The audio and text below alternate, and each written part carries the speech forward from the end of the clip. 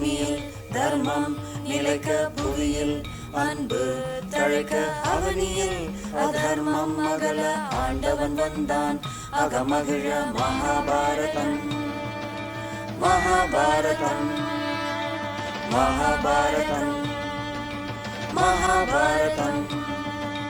பாண்டவர் துன்பம் போக்க பாஞ்சாலி மானம் காக்க பாரே வியந்து பார்க்க பரந்தாமன் வந்தான் வழி தீர்க்க மகாபாரதம் மகாபாரதம் மகாபாரதம் மகாபாரதம் மகாபாரதம்.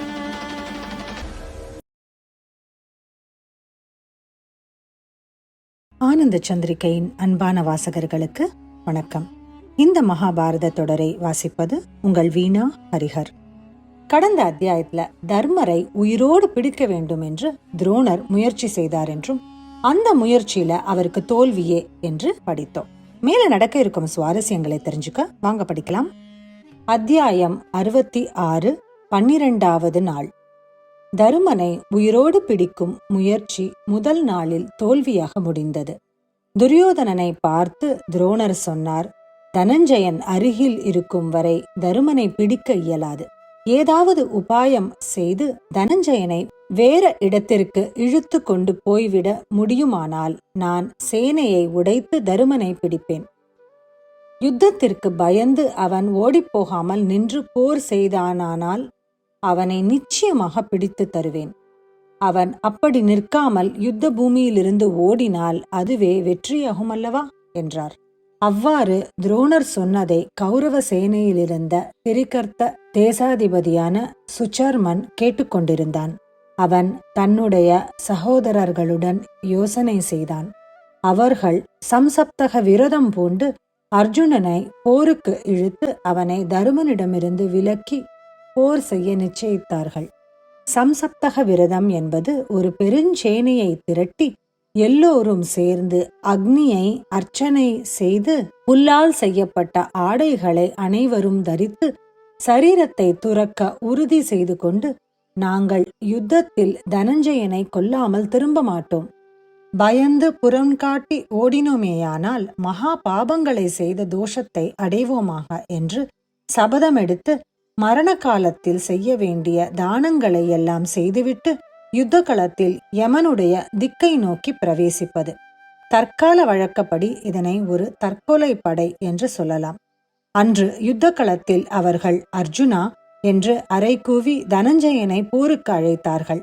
அர்ஜுனன் அருகில் இருந்த தருமனை பார்த்து, அரசே, சம்சப்தக விரதம் பூண்டவர்கள் என்னை பெயரிட்டு கூப்பிடுகிறார்கள்.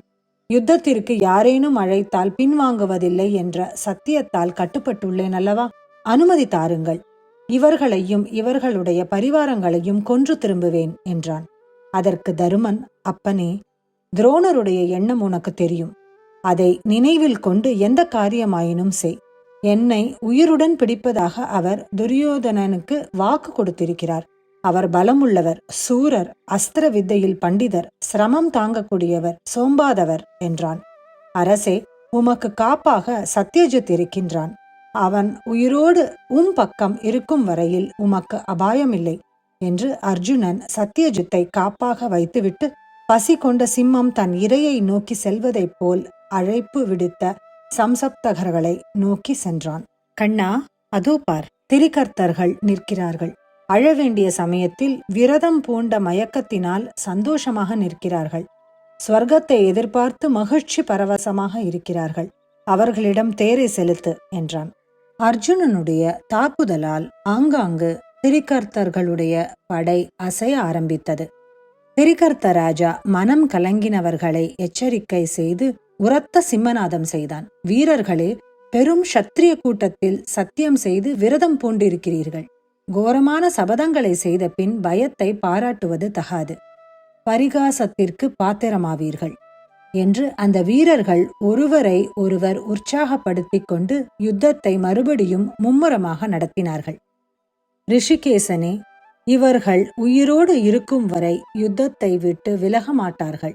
தயங்குவதற்கில்லை, தேரை நடத்து என்றான் அர்ஜுனன். கடுமையான போர் நிகழ்ந்தது. பிரளய காலத்தில் நடைபெறும் ருத்ர நடன அரங்கம் போல் ரணகளமாக விளங்கியது. தலையில்லா முண்டங்களும் வெட்டுண்ட அங்கங்களும் எங்கும் காட்சியளித்தன.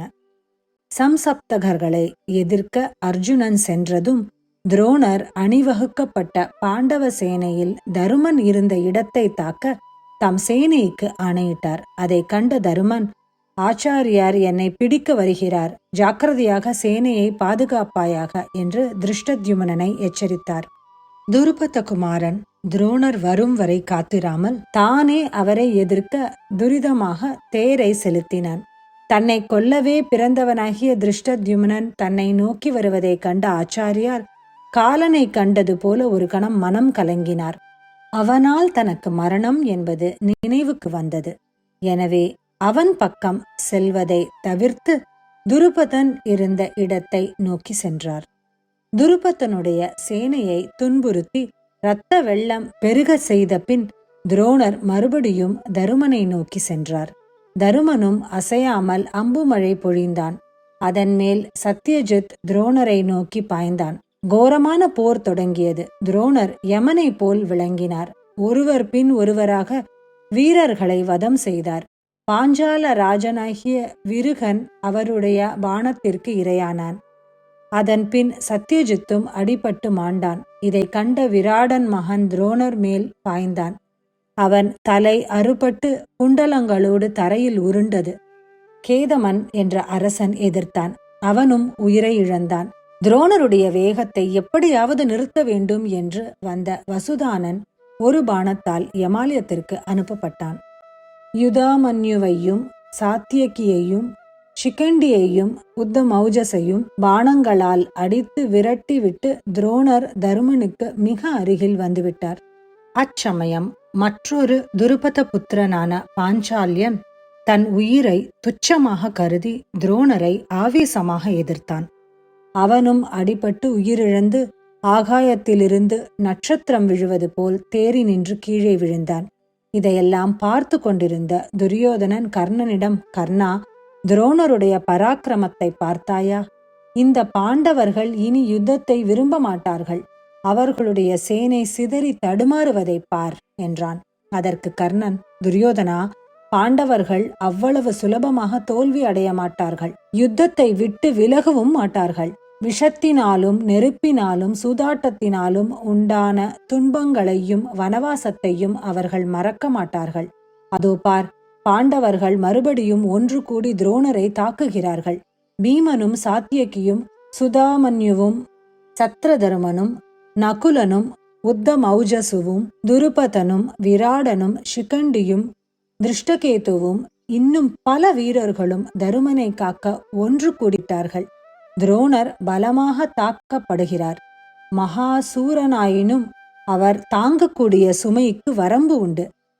ஓநாய்களும் ஒன்று கூடி பெரிய யானையை கொல்லும். துரோணர் இருக்கும் இடம் நாம் செல்வோம். அவரை தனியாக விட்டுவிடக்கூடாது என்றான். இந்த அத்தியாயத்தோட நிறைவுக்கு வந்துட்டோம்.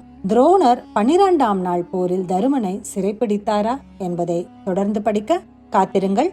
அடுத்த அத்தியாயத்தோட உங்களை சந்திக்கும் வரை உங்களிடமிருந்து விடைபெறுவது உங்கள் வீணா ஹரிஹர்.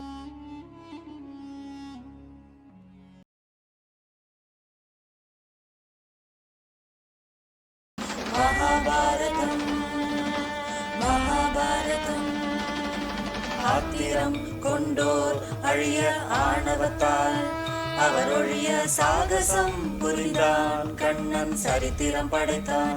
கார்வண்ணன் மகாபாரதம் மகாபாரதம் மகாபாரதம் மகாபாரதம்.